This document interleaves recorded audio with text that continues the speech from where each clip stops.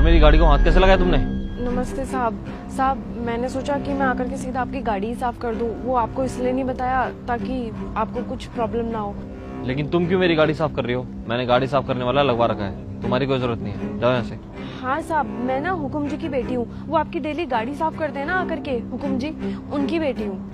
हुकुम जी? तुम हुकुम अंकल जी की बेटी हो?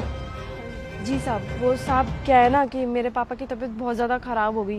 कल शाम से ही बहुत ज़्यादा तबीयत ख़राब थी, जिसकी वजह से वो हॉस्पिटल में एडमिट है। और जब वो हॉस्पिटल में मैं उनको सुबह का नाश्ता देने गई तो उन्होंने कहा कि साहब की बहुत ज़्यादा इंपॉर्टेंट मीटिंग है और साहब की गाड़ी बहुत ज़्यादा गंदी पड़ी होगी, तो बेटा जाकर के गाड़ी साफ़ कर देना। तो इसीलिए मैं तुरंत जल्दी आ गई वहाँ पे, पापा को नाश्ता दे करके आपकी गाड़ी साफ़ कर रही थी। बस 2 मिनट में साफ़ कर दूंगी। हुकुम अंकल की तबीयत खराब है, बताया नहीं उन्होंने?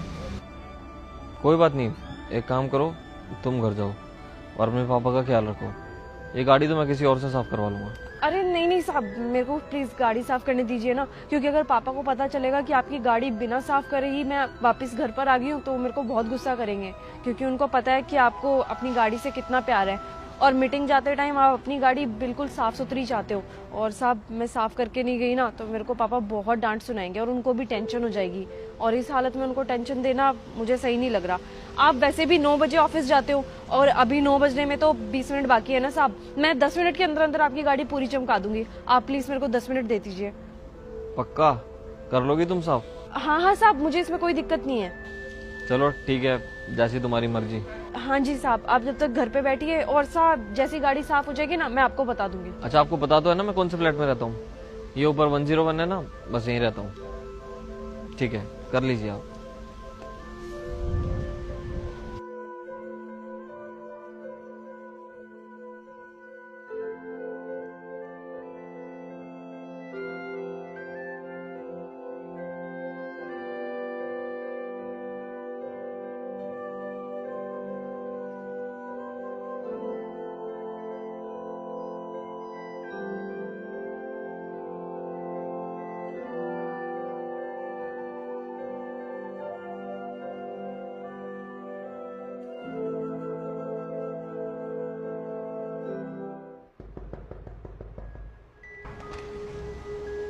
साहब वो आपकी गाड़ी मैंने बिल्कुल अच्छी तरीके से साफ कर दी है, आप चाहो तो एक बार चेक कर लो, अगर कुछ गड़बड़ निकलेगी तो मैं दोबारा से साफ कर दूंगी।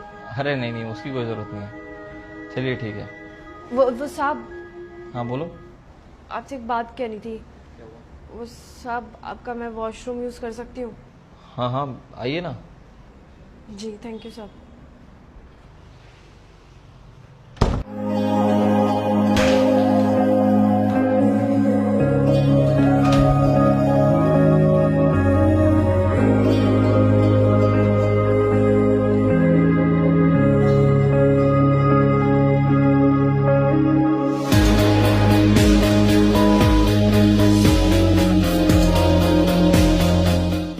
साहब अब मैं चलती हूँ। अच्छा, अगर बुरा ना मानो तो आपसे एक बात पूछूं? अभी वो आप वैसे कपड़े पहन कर आए थे तो आप गाड़ी साफ कर रहे थे, लेकिन अब ये कुछ समझा नहीं मैं। वो क्या है ना सर, उस टाइम मैं अपने पापा का काम कर रही थी और अभी मैं अपना काम करने जा रही हूँ। सर वो क्या है ना, मैं एक कंपनी में काम करती हूँ जहाँ पे मुझे शाम 11 बजे तक पहुँचना ही होता है, तो अभी मैं बस वहीं के लिए निकल रही थी। ऑफिस? सर वो कंपनी मल्टीनेशनल कंपनी है और उस कंपनी में मेरी पोस्ट एचआर की है। क्या तुम मल्टीनेशनल कंपनी में एचआर की पोस्ट पर हो? अरे तो ये काम करके क्या साबित करना चाहती हो तुम? वो क्या है ना सर, एक्चुअल में जो काम मेरे पापा करते हैं मैं उस काम की बहुत रिस्पेक्ट करती हूँ, क्योंकि आज जो कुछ भी मैं हूँ उसी काम की वजह से हूँ। अगर पापा घर घर जाकर के लोगों की गाड़ियाँ नहीं साफ करते, ये काम नहीं करते, तो वो सर मेरे को इतना कैसे पढ़ा पाते। तो सिर्फ इसीलिए सर मैंने आज आकर के सबसे पहले अपने पापा का काम किया और अपना काम बाद में करने जा रही हूँ। सच में मुझे तो यकीन ही नहीं हो रहा कि तुम इतनी बड़ी कंपनी में एचआर की पोस्ट पर हो। अच्छा वैसे एक बात बताओ, तुम्हें ये छोटा काम करके छोटा महसूस नहीं होता? नहीं सर, बिल्कुल भी नहीं। आप खुद सोचिए ना सर, जब तूफान आता है तो सबसे पहले पेड़ के पत्ते गिरते हैं नीचे, लेकिन वो पेड़ तो मजबूती से खड़ा रहता है ना। क्यों? क्योंकि पेड़ अपनी जड़ों से जुड़ा हुआ होता है ना सर। तो मेरी कामयाबी की जड़ भी सर यही काम है, तो सर मेरे को ये काम करने से छोटा महसूस क्यों होगा? गर्व ही तो होगा ना सर। क्या बात है, तुम्हारी बातों से तो ऐसा लग रहा है कि तुम्हारे पिताजी ने तुम्हें बहुत अच्छे संस्कार दिए हैं और यही संस्कार तुम्हें एक दिन बहुत ऊपर लेकर जाएंगे।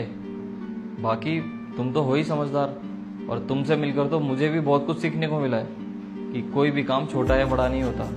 Thank you so much sir. अब मैं चलती हूँ, मैं लेट हो रही हूँ। ठीक है।